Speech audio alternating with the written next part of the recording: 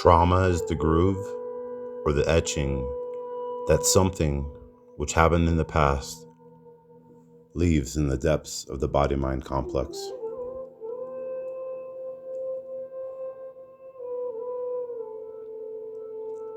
Trauma is that groove or etching that an event leaves in the body-mind complex, and that trauma many times has its origins in something that happened to us personally.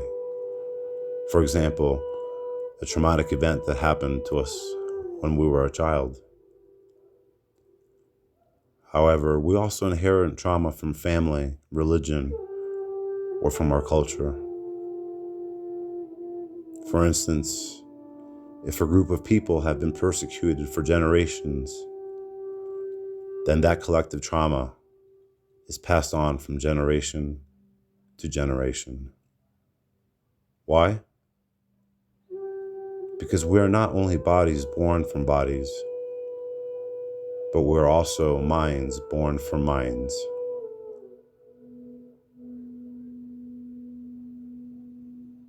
So the contents of any mind passes itself on, or at least to some extent,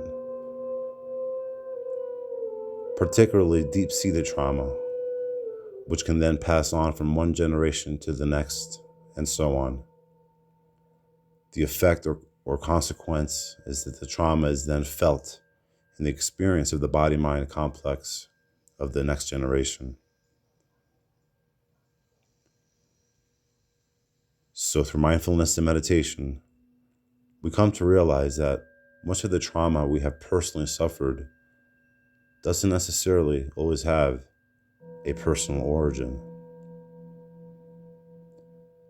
Minds are also shaped by the collective and connected field, which also includes our family, the media we pay attention to, our cultures, creed, race, or nation. How does this relate to consciousness? Imagine a stick figure deeply etched into the sand at the beach. The stick figure that is deeply etched into the sand is not readily or easily washed away by the waves.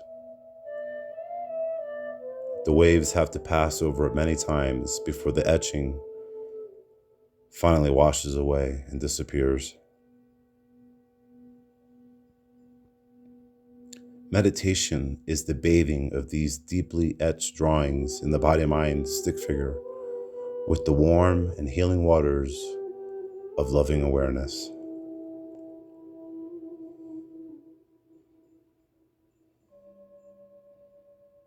It is suggested to go back and take care of the wounded child inside of us. We have to practice going back to our wounded child every day. We have to embrace him or her tenderly, like a big loving brother or a big sister. We have to talk to him or her. And we can even write a letter to the little child in each of us, perhaps a page or two, to recognize his or her presence, and that we'll do everything we can to heal his or her wounds. In other words, any feelings that arise in meditation, whether of compassion, fear, pleasure, anger, shame, guilt, laughter, or irritation, should all be welcomed, recognized, and treated on an absolutely equal basis, because all are ourselves.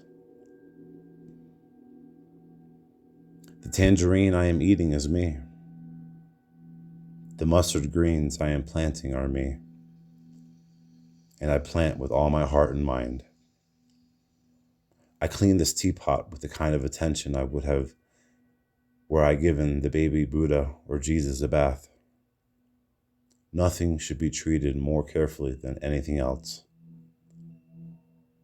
So at all times, including mindfulness and meditation, all traumas, memories, joys, fears, irritation, guilt, shame, mustard greens, and teapots are all absolutely sacred. Namaste.